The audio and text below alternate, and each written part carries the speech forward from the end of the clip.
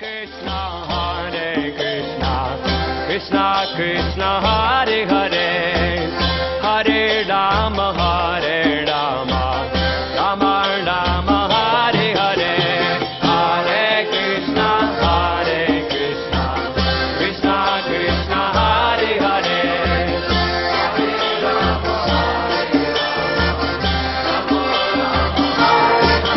Hey Hare Krishna Krishna Krishna Hare Hare Hare Rama Rama Rama Hare Hare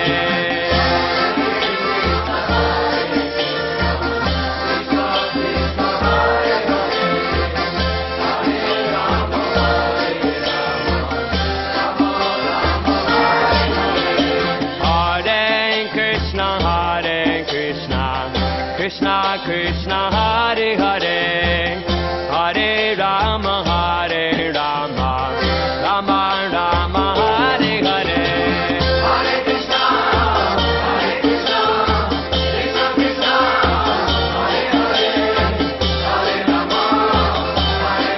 Krishna Krishna Hare Hare Hare Rama Hare Krishna Krishna Krishna Hare Hare Hare Rama Rama Rama Hare Hare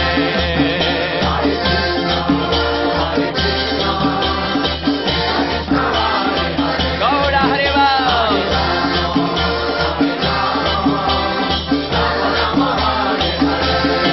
Hare Krishna Krishna Krishna Hare Hare Hare Rama Rama Rama Hare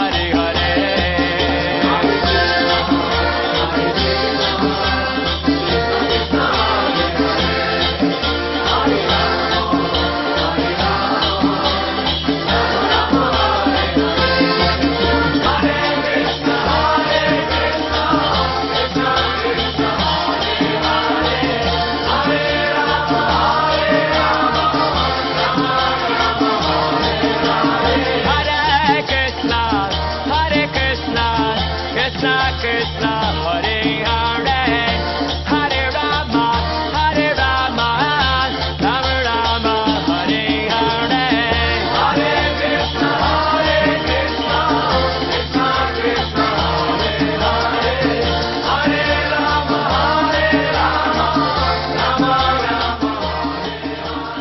Hare Krishna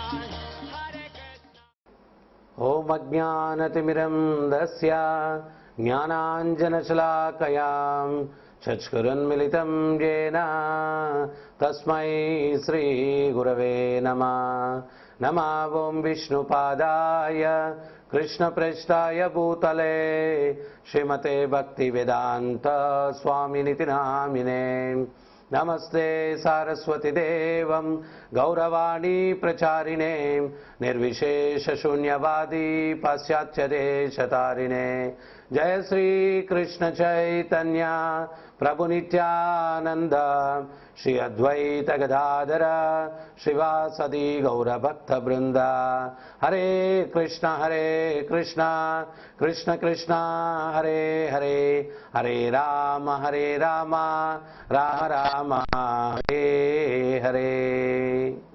Bandhuratmatmanantasya Yenatmaivatmana jitaha Anatmanastu shatrutve Varte tatmaiva shatruvat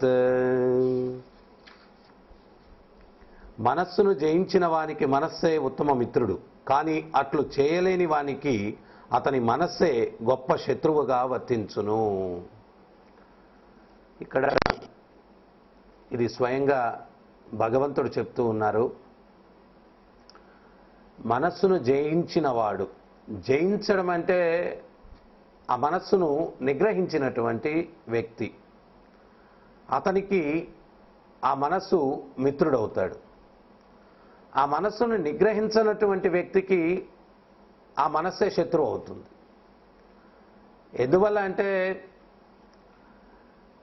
మనసు శత్రువని ఎవరిని అంటారు? మన శ్రేయస్సుని కోరనటువంటి వ్యక్తిని శత్రువు అని చెప్పి అంటారు.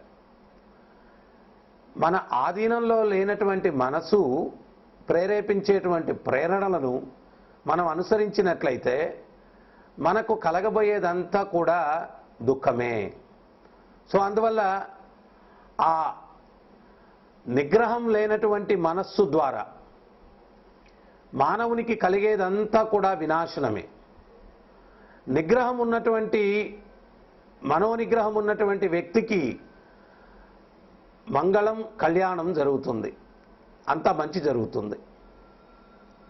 అయితే ప్రతి ఒక్క వ్యక్తిలో కూడా మనసు రెండు భాగాలుగా విభజింపబడుతూ ఉంది. ఒక పక్కేమో మంచి విషయాల గురించి ఆలోచించడం, మంచి పనులు చేయాలా అని చెప్పి ప్రేరణ కలగడం, ఇంకొక పక్క చెడు ఆలోచనలు రావడం, చెడు చేయాలా అనేటువంటి ప్రేరణ కలగటం. సో ఈ మనసులో రెండు విభాగాలుగా మనిషి తికమక చెందుతూ ఉన్నాడు. ఏ పక్క బలం ఎక్కువ ఉంటే ఆ పక్కకి ఈ యొక్క గాలి యొక్క ప్రభావం వల్ల అన్నీ ఆ పక్కకి కొట్టుకొని పోయినట్టుగా మనిషి కూడా ఆ యొక్క దిశకు వెళ్ళిపోతూ ఉన్నాడనమాట. అయితే కలి యొక్క ప్రభావం వల్ల మనిషిలో చెడు ప్రేరణలు కలిగించేటువంటి వాతావరణం ఎక్కువగా ఉంది. మంచి ప్రేరణలు కలగాల అంటే దానికి సత్సాంగత్యం అవసరం. చెడు ప్రేరణలు ఎక్కడ చూసినా కానీ కలి యొక్క ప్రభావం వల్ల చెడుకే ఎక్కువ ప్రోత్సాహం ఉంది. అందుకని మనం ఏంటి అంటే మనలో ఉన్నటువంటి ఆ మనసులో ఆ చెడును స్వీకరించేటువంటి స్వభావం, ఉదాహరణకి మనం అనుకోవచ్చు ఆ మనసులోనే మనకు రెండు తలలు ఉన్నాయి, ఒకటి మంచి తల, ఒకటి చెడు తల అని చెప్పచ్చు అనమాట. పూర్వానికి ఒక రాజ్యానికి విచిత్రవర్మ అని చెప్పి ఒక ఆయన రాజుగా ఉన్నాడనమాట. ఆయనకి ఒక విచిత్రమైనటువంటి అలవాటు ఉండింది. ఏమిటది అంటే రకరకాలైనటువంటి పక్షులను సేకరించి ఆ పక్షులు నివసించడానికి ఒక అందమైనటువంటి సుందరమైనటువంటి ఉద్యానవనాన్ని అన్ని వసతులతోటి పక్షులు అక్కడ ఆనందంగా జీవించడానికి అనుకూలమైనటువంటి వాతావరణంతో ఒక ఉద్యానవనాన్ని ఏర్పాటు చేశాడు విచిత్రవర్మ. ఎవరైనా రాజుని ప్రసన్నం చేసుకోవాలంటే ఏదైనా కొత్త జాతి పక్షిని ఒకదాన్ని తెచ్చి ఆయనకి బహుమతిగా ఇస్తే ఆయన దానికి బదులుగా వాళ్ళకేదో మంచి బహుమతులు, కానుకలు ఇవన్నీ ఇచ్చి పంపించేవాడు. ఆ పక్షిని తీసుకుని వెళ్ళి ఆ ఉద్యానవనంలో ఆయన ఉంచి అవి ఎక్కడికి ఎగిరి కూడా వెళ్ళేటివి కాదంట. ఎందువల్ల అంటే అక్కడ ఉన్నటువంటి వసతులు ఎంత అనుకూలంగా ఉన్నాయి అంటే అవి ఆనందంగా అక్కడ విహరిస్తూ ఆ ఉద్యానవనంలో ఉండిపోయేటివి. ఒకసారి ఒక వ్యక్తి వచ్చాడు. ఆయన రెండు తలలున్నటువంటి ఒక హంసను తీసుకొని వచ్చి విచిత్రవర్మకి ఇచ్చాడు. ఆ రెండు తలలున్నటువంటి హంసను చూసేసరికి ఈయనకి చాలా ఆనందం వేసింది. ఏమని అంటే, అరే ఇటువంటి హంసను నేను ఎప్పుడు కూడా చూడలేదే అని చెప్పి చాలా ఆనందపడ్డాడు ఆయన. విచిత్రవర్మ చాలా ఆనందంతో ఆ హంసను తెచ్చినటువంటి వ్యక్తికి చాలా బహుమానాలు ఇచ్చి పంపించాడు. మామూలుగా హంసలో ఒక ప్రత్యేకత ఉందండి. ఏంటది అంటే పాలు నీరు రెండు కలిపి ఇచ్చినట్లయితే హంస పాలను మాత్రమే గ్రహించి నీటిని విడిచిపెట్టేస్తుంది, అంటే నీటిని ఫిల్టర్ చేసేస్తుంది. అందుకనే ఆధ్యాత్మిక చింతనలో పవిత్రమైనటువంటి వ్యక్తులను పరమహంస అని చెప్పి పోలుస్తారు. అంటే హంస ఏ రకంగా పాలను మాత్రమే స్వీకరించి నీటిని వదిలేస్తుందో ఈ ప్రపంచంలో మంచి చెడు రెండు ఉన్నాయి. కానీ ఇటువంటి మంచి చెడు ద్వంద్వాలు ఉన్నటువంటి ప్రపంచంలో జీవించేటువంటి వ్యక్తి అయినప్పటికీ కూడా ఆ పవిత్రమైనటువంటి భక్తుడు పరమహంస ఆయన ఎంత దుర్మార్గపు వాతావరణం చుట్టూ ఉన్నా కానీ పవిత్రతమైనటువంటి దాన్నే స్వీకరిస్తాడు. అపవిత్రమైన దాన్ని అతను తీసుకోడు, చెడును తీసుకోడు, మంచినే తీసుకుంటాడు. అందువల్ల అటువంటి వ్యక్తులని పరమహంసలతో పోల్చడం జరుగుతుంది. అంటే హంసే పవిత్రమైంది, పరమహంస ఆ హంసలలోకి పరమమైనటువంటి వాడు అని చెప్పి ఆధ్యాత్మిక ఉన్నతి సాధించినటువంటి వ్యక్తులను పోల్చడం జరుగుతుంది. మనం చాలా సందర్భాల్లో ఏమంటామంటే వాతావరణం ఎట్టుండో అటు కొట్టుకుపోతున్నాం స్వామి, మేమేం చేయమంటారు, పవిత్రంగా జీవించాలని ఉంటుంది, కానీ చుట్టూ ఉండే ప్రభావాన్ని బట్టి మేము కొట్టుకొని పోతూ ఉంటాం. అందుకనేనండి చరిత్రలో చాలా సంఘటనలు జరిగాయి. ప్రహ్లాదుడు ఉన్నాడు, ఆయన చుట్టూ రాక్షస పిల్లలు ఆ గురుకులంలో, అందరూ కూడా దుర్మార్గులు, నరమాంస భక్షకులు. కానీ ప్రహ్లాదుడు వాళ్ళ యొక్క ప్రభావానికి ఆయన లోనుడు కాలేదు. ఈయన యొక్క ప్రభావాన్ని వాళ్ళకిచ్చి వాళ్ళలో చైతన్యంలో మార్పు తీసుకుని వచ్చాడు. మనం ఎప్పుడు కూడా చెడునే చాలా తొందరగా స్వీకరించడానికి ప్రయత్నిస్తాము. మంచి కార్యం చేయడానికి, పవిత్రంగా జీవించడానికి ఏదో ఒక వంక చూపించి తప్పించుకునేదానికి ప్రయత్నం చేస్తాము. మరి ఇటువంటి సందర్భాలను కూడా ఉదాహరణగా మనం ఎందుకు తీసుకోకూడదు? ప్రహ్లాదుడు తన యొక్క ప్రభావంతో దుర్మార్గులందరినీ, చుట్టూ ఉన్న పరిసరాల్లో ఉన్నటువంటి దుర్మార్గులందరినీ కూడా ఆయన మార్చాడు. వాళ్ళ వల్ల ఆయన ప్రభావితుడు కాలేదనమాట. మనం కూడా ఆదర్శంగా తీసుకోవాల్సింది ఇటువంటి మహాత్ముల్ని తీసుకోవాలా, అంతేకాని దుర్మార్గులు చాలా మంది ఉన్నారు. ఇంకొక ముఖ్యమైనటువంటి విషయం మనం గమనించాల్సింది ఏంటి అంటే, వాళ్ళ వల్ల నేను తప్పు చేశాను, వీళ్ళ వల్ల తప్పు చేశాను, వీళ్ళ వల్ల పాపం చేశాను అని అనొచ్చు. కానీ ఆ పాపం యొక్క ఫలితం ఎవరి ప్రభావం వల్ల మీరు చేశారో వాళ్ళు పంచుకోరు. దాని యొక్క ఫలితాన్ని మీరే అనుభవించాల్సి వస్తుంది. ఈ సత్యాన్ని మీరు గుర్తించాలన్నమాట. సో అందుకని చెప్పి ఆ హంస అంటే అది పాలు నీరు రెండు కల్పిస్తే పాలు మాత్రమే స్వీకరిస్తుంది, నీటిని వదిలేస్తుంది అనమాట. సో భక్తుల్ని కూడా పరమహంసలుగా పోల్చడం జరుగుతుంది. మంచి చెడు రెండు ఉన్నటువంటి ఈ జగత్తులో వాళ్ళు జీవిస్తూ ఉన్నప్పటికీ కూడా కేవలం మంచిని మాత్రమే వాళ్ళు స్వీకరిస్తారు, చెడును విడిచిపెడతారనమాట. ఈ హంసను ఎప్పుడైతే రాజుగారు స్వీకరించారో ఆయన చాలా ఆనందంతో ఒక బంగారు పాత్రలో పాలును ఆ యొక్క హంసకిచ్చారు. ఆ హంస ఏం చేసింది అంటే ఒక్క తలతోటి ఆ పాలు తాగింది, ఇంకొక తలతోటి పాలు తాగలేదు. రాజుకు చాలా ఆశ్చర్యం వేసింది. రెండు తలలుంటే రెండు తలలతోటి పాలు తాగాలి కదా, ఒక తలతోనే పాలు తాగుతూ ఉంది, ఇంకో తలతోటి పాలు తాగట్లేదని చెప్పి ఆయన ఆశ్చర్యంతో తర్వాత ఆ యొక్క హంసను తీసుకొని ఆ ఉద్యానవనానికి వెళ్ళి అన్ని పక్షులు ఉన్నటువంటి ఆ ఉద్యానవనంలో వదిలిపెట్టాడు. ఆయన ప్రతిరోజు కూడా వెళ్ళి గమనించేటువంటి వాడు. ఈ హంస బంగారు పాత్రలో పెట్టినటువంటి పాలు స్వీకరిస్తూ ఉంది, మరి ఇంకో తలతో ఏం చేస్తూ ఉందా అని ఆలోచిస్తూ ఉన్నాడు. ఆయన ఆ రకంగా గమనిస్తూ ఉంటే ఆయన ఆశ్చర్యం ఏమైంది అంటే అది ఒక తలతో ఏమో పాలు తాగుతూ ఉంది, ఇంకో తలతో మురిగుంటలోకి వెళ్ళి మురికి నీళ్లు తాగుతూ ఉంది. అప్పుడు ఈయన ఆశ్చర్యపడ్డాడు. అరే అరే అరే అరే ఒకే శరీరానికి రెండు తలలు ఉన్నాయి, ఒక తలేమో పాలు తాగుతూ ఉంది, ఇంకొక తలేమో మురికి నీళ్లు తాగుతూ ఉంది. ఆయనకు చాలా బెంగ అయిపోయింది. ఈ హంస ఆ మురికి నీళ్లు తాగటం ఎట్లా మానిపించాలా అనేటువంటిది ఆయన రాజ్యమంతా దండోరా వేయించాడు. నాకు ఒక పెద్ద సమస్య ఉంది, ఈ సమస్యను పరిష్కరించినటువంటి వ్యక్తికి ఎన్ని కానుకలు కావాలన్నా, ఎన్ని బహుమతులు కావాలన్నా నేను ఇవ్వడానికి సిద్ధంగా ఉన్నాను అని చెప్పి దండోరా వేయించాడు. అప్పుడు ఒక వ్యక్తి వచ్చాడు. ఎంతోమంది ప్రయత్నం చేశారు, ఆ హంస నుంచి మురికి నీళ్లు తాగించడం వాళ్ళ వల్ల కాలేదన్నమాట, ఆపడం వాళ్ళ వల్ల కాలేదు. చివరికి ఒక వ్యక్తి వచ్చి, రాజా మీ హంసను నాకు నెల రోజుల పాటు ఇవ్వండి, అది మురికి నీళ్లు తాగకుండా రెండో తలతో కూడా పాలు తాగేటట్టుగా నేను చేస్తాను అని చెప్పాడు. అప్పుడు ఆయన తీసుకుని వెళ్ళి ఆ హంసను ఏం చేశాడు అంటే ఒక నెల రోజులు తన దగ్గర ఉంచుకొని మరలా తీసుకొని వచ్చేశాడు. రాజు దగ్గరికి వచ్చి ఇప్పుడు బంగారు పాత్రలో పాలు ఉంచండి అన్నాడు. అప్పుడు ఆయన పాలు ఉంచాడనమాట. అప్పుడు రెండు తలతోటి ఆ హంస పాలే తాగడం మొదలుపెట్టిందనమాట. అక్కడ ఉన్నటువంటి ప్రజలందరూ కూడా హర్షధ్వానాలతోటి ఆయన్ని చాలా పొగడ్తలతో ముంచెత్తి ఎవ్వరూ చేయలేనటువంటి పని నువ్వు చేశావని చెప్పి రాజు కూడా ఆనందించి బహుమతులు ఇవ్వబోతూ ఉంటే మంత్రి ఏమన్నాడు అంటే, రాజా ఇప్పుడు అది పాలు తాగుతూ ఉంది, ఈ వ్యక్తికి మీరు బహుమతులు ఇచ్చి పంపించేస్తే మరలా అది మురికి నీళ్లు తాగితే ఫలితం ఏముంది, అసలు ఇది పాలు తాగేటట్టుగా ఎట్లా చేశాడో మొదట కనుక్కుందాము అన్నాడు. అప్పుడు రాజు ఆ వ్యక్తిని అడిగాడు. ఆయన పేరు సుబుద్ధి, అంటే మంచి బుద్ధి కలిగిన వాడు అని. అయ్యా సుబుద్ధి, దీని చేత ఎట్లా మురికి నీళ్లు తాగే తలతో కూడా పాలు తాగించగలిగావు అని అడిగాడు. అప్పుడు ఆయన ఏమన్నాడు అంటే, నేను నా దగ్గర ఉంచుకున్నాను, ఒక తలతో పాలు తాగుతూ ఉంది, ఇంకో తలతో మురికి నీళ్లు తాగుతూ ఉంది. అప్పుడు దాని పక్కన కూర్చొని ఒక చిన్న కర్రపల్లో ఒకటి పట్టుకొని మురికి నీళ్లు తాగడానికి ప్రయత్నించినప్పుడు తల మీద కొడుతూ ఉన్నాను. తర్వాత నేను కొంచెం ఆదమర్చి ఉన్నప్పుడు అది ఏదో ఒక రకంగా వెళ్ళిపోయి మురిగుంటలో మళ్ళా నీళ్లు తాగడం మొదలుపెట్టింది.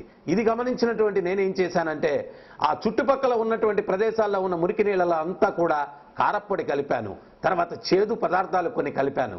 దానివల్ల అది ఎప్పుడైతే ఆ మురికి నీళ్లు తాగడానికి వెళుతుందో ఆ కారం వల్ల, ఆ చేదు పదార్థాల వల్ల అది కొన్ని రోజులకి అవి స్వీకరించడం మానేసి ఆ తలతో కూడా పాలు తాగడం మొదలుపెట్టింది అని చెప్పాడనమాట. అంటే ఇక్కడ వ్యక్తులలో రెండు తలలు ఉన్నాయి. ఒకటేమో పాలు తాగుతూ ఉంది, ఒకటేమో మురికి నీళ్లు. అంటే ఒకటేమో మంచికి వెళ్తూ ఉంది, ఒకటేమో చెడుకు వెళ్తూ ఉంది. ఆ రెండు తలలు మంచికే వెళ్ళేటట్టు చేయాలా అంటే ఒక ప్రామాణికమైనటువంటి ఆధ్యాత్మిక గురువుకి మనం శరణాగతి పొందాలా. మనలో ఉన్నటువంటి ఆ రెండో తల మురికి నీళ్ల కోసం వెళ్ళేటువంటి తలను వంచి దాని చేత కూడా పాలు తాగించగలడు ఆధ్యాత్మిక గురువు. మనం ఈ కలి యొక్క ప్రభావం వల్ల ఆయన ఏం చేశాడు, ఆ చెడుకు వెళ్ళినప్పుడు కర్రతో కొడుతూ ఉన్నాడు. మనకు ఆ రకంగా మనలో ఉన్నటువంటి రెండు తలల్లో ఆ చెడుకి ప్రేరణ కలిగేటువంటి తలను అణచి దాన్ని కూడా మంచి పక్కకు నడిపించేటువంటి వ్యక్తుల యొక్క అవసరం సమాజానికి చాలా ఉంది. అందుకని భగవంతుడు చెప్తూ ఉన్నారు, తద్విధి ప్రణిపాతేన పరిప్రశ్నేన సేవయాం ఉపదేక్షించితే జ్ఞానం జ్ఞానినస్తత్వదర్శనం. అంటే కర్రతో కొట్టడము అంటే ఏంటి అంటే గురువు కర్ర పట్టుకొని కొడుతూ ఉండడు అనమాట. మంచి గురించి చెప్తాడు, నీతి గురించి చెప్తాడు, ధర్మం గురించి చెప్తాడు. అవి వినంగా మళ్ళా మనం వింటాం, అప్పుడు అనిపిస్తుంది చాలా పవిత్రంగా ఉండాలా అని చెప్పి మళ్ళా కుక్కతో ఒక వంకర మనసు మళ్ళా పక్కకు వెళ్తుంది. మళ్ళా గురువు గమనిస్తాడు, వీడు ట్రాక్ తప్పుతూ ఉన్నాడురా అని చెప్పి మరలా మంచి మాటలు చెప్పి కఠినంగా చెప్పి లేకపోతే దండన కూడా ఇచ్చి మనల్ని మళ్ళా మార్పు తీసుకురావడానికి ప్రయత్నిస్తాడు. ఇట్లా చెయ్యగా ఆ యొక్క మురికి నీళ్లు తాగేటువంటి తల నుంచి పాలు తాగించడానికి ఆ హంసకి 1 నెల రోజులు పట్టింది. మనకు శిష్యుని యొక్క తీవ్రతను బట్టి అది 1 నెల రోజులు పట్టచ్చు, 6 నెలలు పట్టచ్చు, సంవత్సరం పట్టచ్చు, జీవితకాలం పట్టచ్చు. వ్యక్తి యొక్క తీవ్రతను బట్టి ఉంటుంది. అయితే ఖచ్చితంగా ఆ పరివర్తన అన్నటువంటిది గురువుకి శరణాగతి పొందినప్పుడు ఖచ్చితంగా ఉంటుంది. అయితే గురువు కూడా ఏంటి అంటే వాని యొక్క శ్రేయస్సు కోసం. ఈరోజు కలి యొక్క ప్రభావం వల్ల ఇంకొకటి మనం అర్థం చేసుకోవాల్సింది ఏంటి అంటే ఎవడు ఏం చేసినా కానీ అది ఎంత దుర్మార్గపు పని అయినా కానీ ప్రోత్సహించాలి. మనం ఏదన్నా ఇది తప్పు అని చెప్పామంటే ఆడ కలత చెందిపోతాడు. ఆధ్యాత్మికంగా ఉండే వ్యక్తులు అట్లాగే ఉన్నారు. ప్రాపంచికంగా ఉండే వ్యక్తులు తల్లిదండ్రులు పిల్లలకి అరే నాయనా ఇది మంచి మార్గం కాదు అని చెప్పడానికి లేదు. ఇమీడియట్గా పిల్లలు ఏమనుకుంటారంటే అబ్బా పెద్ద సోది చెప్తున్నాడండి నాన్నగారు, అబ్బా మా తండ్రి తల తినేస్తాడు, లేకపోతే మా అమ్మ తల తినేస్తుంది, మా తాతగారు తల తినేస్తారు, మా అవ్వగారు తల తినేస్తారు. వాళ్ళందరూ నీ తల తినేది దేనికి అంటే నీ తల చెడు మార్గంలో పోతూ ఉంది కాబట్టి దాని పర్యవసానం ఈ రోజు నువ్వేమనుకుంటావంటే వీళ్ళందరూ నన్ను ఏదో కంట్రోల్ చేస్తున్నారు, నన్ను వాళ్ళ ఆధీనంలో పెట్టుకునేదానికి ప్రయత్నిస్తున్నారు. కానీ వాళ్ళు చూపించేటువంటి మార్గం అనుభవంతో నిన్ను మంచి మార్గంలో నడిపించడం ద్వారా నీ భవిష్యత్తు బ్రహ్మాండంగా చాలా దివ్యంగా ఉండాలన్నటువంటి ఉద్దేశంతో వాళ్ళు అనుభవంతో మంచి ఏంటి అనేటువంటిది చెప్తూ ఉన్నారు. కానీ మొన్న కూడా చెప్పాను మీకు, నేను ఏమన్నాను అంటే పిల్లవాడికి మట్టికి బంగారానికి విలువ తెలియదు. వాడు మట్టితో ఆడుతూ ఉంటాడు, వదిలేయమంటే వాడు వదిలిపెట్టాడు అనమాట. ఆ మట్టే చాలా ఆనందంగా నెత్తిన పోసుకుంటాడు, కళ్ళలో పోసుకుంటాడు, అది చేసుకుంటాడు, ఇది చేసుకుంటాడు, అది చాలా ఆనందం ఉంది అనుకుంటాడు. కానీ పెద్దవాళ్ళకి తెలుసు అరే మట్టి అది అని చెప్పి. అదే రకంగా ఈ బాల్యోచితంగా ఉన్నటువంటి వ్యక్తులకు, జీవితం యొక్క విలువ తెలియనటువంటి వ్యక్తులకు, ఏదైనా వాళ్ళు అధర్మంగా చెడుగా వెళ్తూ ఉంటే యువత ఈరోజు ఎవరన్నా మంచి చెప్పారు అంటే వాళ్ళకి గిట్టట్లేదండి. వాళ్ళకంతా కూడా వాళ్ళు ఏం చేసినా కానీ వాళ్ళకి ఎంకరేజింగ్గా నువ్వు చేసేది బాగుంది అని చెప్పాలన్నమాట. చరిత్రలో దీనికి కూడా ఒక సంఘటన ఉంది. ఒక రాజు ఒక ఆయన ఉన్నాడంట. ఆయనకి ఎప్పుడు కూడా మంచి విషయాలే చెప్పాలంట, చెడు గురించి ఏం చెప్పకూడదు. మరి రాజ్య పరిపాలన అంటే రాజ్యంలో చెడు కూడా జరుగుతుంది, దొంగలు పడతారు, దోపిడీదారులు ఉంటారు, లేకపోతే ఎక్కడన్నా అన్యాయం జరుగుతుంది, ఇవన్నీ కూడా ఉంటాయి. అవన్నీ ఏం చెప్పకూడదు. ఆయనకు అన్ని పాజిటివ్గానే చెప్పాలన్నమాట, అన్ని మంచివే చెప్తూ ఉండాలి, చెడేం చెప్పకూడదు అనమాట. ఒకసారి ఏమైంది అంటే శత్రురాజు ఒక ఆయన దండయాత్రకు వచ్చేసాడు. దండయాత్రకు వస్తే మంత్రులు వెళ్ళి అరే శత్రురాజు దండయాత్రకు వచ్చాడు అని చెప్పేదానికి కూడా అవకాశం లేదు. ఎందువల్లంటే అటువంటి చెప్పకూడదు రాజుగారికి, అన్ని మంచి గురించే చెప్పాలా. అప్పుడు మంత్రి సతమతమైపోతున్నాడు. ఎట్లబ్బా, వేగులు వచ్చి చెప్పారు, గూఢచారులు వచ్చి చెప్పారు శత్రురాజు పెద్ద సైన్యంతో దండయాత్రకు వస్తున్నాడని, కానీ దండయాత్రకు వస్తున్నాడు అన్నటువంటి విషయం రాజుకు చెప్పడానికి లేదు. ఇప్పుడు ఏం చేయాలా అని చెప్పి ఈయన సతమతం అవుతూ ఉంటే ఈ లోపల రాణిగారు మంత్రి గారి దగ్గరికి వచ్చి అన్నారు, అయ్యా నాకు కూడా ఒక సంకటం ఉంది అని. ఏంటమ్మా మీకు వచ్చిన కష్టం అంటే, యువరాజు విపరీతంగా చెడిపోతూ ఉన్నాడు, ఆడికి మంచి నేను ఎంత చెప్పినా కానీ ఉపయోగం లేదు, రాజుగారి చేత మంచి చెప్పిద్దాము అంటే వాడు చెడిపోతున్నాడు అన్నటువంటి విషయం కూడా రాజుగారికి చెప్పకూడదు. ఆయనకి ఎప్పుడు కూడా మంచి విషయాలు చెప్పాలి. వాడు ఎంత చెడిపోయినా కానీ మన యువరాజు చాలా బాగున్నాడు, వాడు ఇంద్రుడిలాగున్నాడు, చంద్రుడిలాగున్నాడు, ఇటువంటి మంచివే చెప్పాలా. ఇప్పుడు నాకు ఏం అర్థం కావట్లేదు, వాడి జీవితంలో ఎట్లా మార్పు తీసుకురావాలా, రాజుగారికి ఎట్లా చెప్పాలా అని చెప్పి. అప్పుడు మంత్రి చాలా తెలివైనాడు, ఏదో ఉపాయం చెప్పాడు. మరుసటి రోజు ఏమైంది అంటే, మధ్యాహ్న భోజన సమయంలో రాణిగారు చాలా ఆనందంగా కనిపించారు. ఆనందంగా కనిపిస్తే అప్పుడు రాజుగారు అన్నారు, ఏంటి రాణి ఈరోజు చాలా ఆనందంగా ఉన్నావు అన్నాడు. అప్పుడు రాణిగారు ఏమన్నారు అంటే, ఏం చెప్పమంటారు రాజా, ఈరోజు రాజవైద్యుని యొక్క భార్య నాకు ఒక ఆకుకూర ఇచ్చింది, ఆ ఆకుకూరతోటి మీకు భోజనంగా చేసి పెడితే మీ యొక్క అందం పెరుగుతుంది, ఆయుష్ పెరుగుతుంది, తెలివితేటలు పెరుగుతాయి, శరీర సౌష్ఠవం పెరుగుతుంది. అందువల్ల అటువంటి ఆకుకూరను ఈరోజు మీకు ఆహారంగా నేను తయారు చేశాను కాబట్టి నాకు చాలా ఆనందంగా ఉంది. దీన్ని తినడం వల్ల మీకు అందము, తెలివితేటలు, శరీర సౌష్ఠవం, అన్ని ఆయుష్ అన్నీ పెరుగుతాయి కాబట్టి నేను ఆనందంగా ఉన్నాను అని చెప్పిందనమాట. అవునా అట్లానా అని చెప్పి రాజు ఆనందంతో, అటైతే మొదట ఆ కూరనే వడ్డించు అన్నాడు. అప్పుడు ఆమె వడ్డించింది. ఆ ముద్ద కలిపి నోట్లో పెట్టుకుంటే అది పరమ చేదుగా ఉందన్నమాట. ఆయన ఉదయం తిన్నటువంటి బ్రేక్ఫాస్ట్ కూడా వాంతి ఎత్తేసాడనమాట. అప్పుడు చాలా ఆగ్రహించి రాణితో చెప్తున్నాడు, దీనివల్ల సౌందర్యం పెరుగుతుందన్నావు, తెలివితేటలు పెరుగుతుందన్నావు, ఆయుష్ పెరుగుతుందన్నావు, ఇవన్నీ చెప్పావు, కానీ ఇది చేదుగా ఉంటుంది అని చెప్పలేదే అన్నాడు. అప్పుడు రాణిగారు అన్నారు, మీకు ఏ విషయం గురించైనా చెడు చెప్పటం ఇష్టం లేదు కదా, మరి దీంట్లో ఉన్నటువంటి చెడు ప్రభావం కూడా చెప్పాలని ఉంది, కానీ మీకు ఇష్టం లేదని చెప్పలేదు అని. అప్పుడు ఆయన నాలుగు కొరుక్కున్నాడు అనమాట. ఓహో ఇదా కథ అని చెప్పి అక్కడి నుంచి లేచి వెళ్ళిపోయాడు. తర్వాత దర్బార్లో కూర్చొని ఉంటే పొరుగు దేశం నుంచి ఒకడు వచ్చాడు. వచ్చి ఏమన్నాడు అంటే, రాజా నేను ఒక మంచి గుర్రాన్ని ఒక దాన్ని తీసుకొని వచ్చాను అన్నాడు. తీసుకొని వచ్చాను అంటే, అది దాని మీద మీరు సవారీ చేస్తే అద్భుతంగా ఉంటుంది, ఒకవేళ యుద్ధానికి వెళ్తే ఇంకా అద్భుతంగా ఉంటుంది, ఆ గుర్రాన్ని ఎవరైతే అధిరోహిస్తారో వాళ్ళు విజయాన్ని సాధిస్తారు, అంత గొప్ప గుర్రం అది అన్నాడు. అప్పుడు రాజు అన్నాడు, నాకు కొంచెం చూపించా గుర్రాన్ని అన్నాడు. మీ దర్బారు ముందే నిలబెట్టున్నాను అన్నాడు. వెళ్ళాడు రాజు. ఆ గుర్రాన్ని చూస్తే చాలా ఆరోగ్యంగా ఉంది, చాలా బలంగా ఉంది. దాని వెనకాల ఇటు చరిచాడు.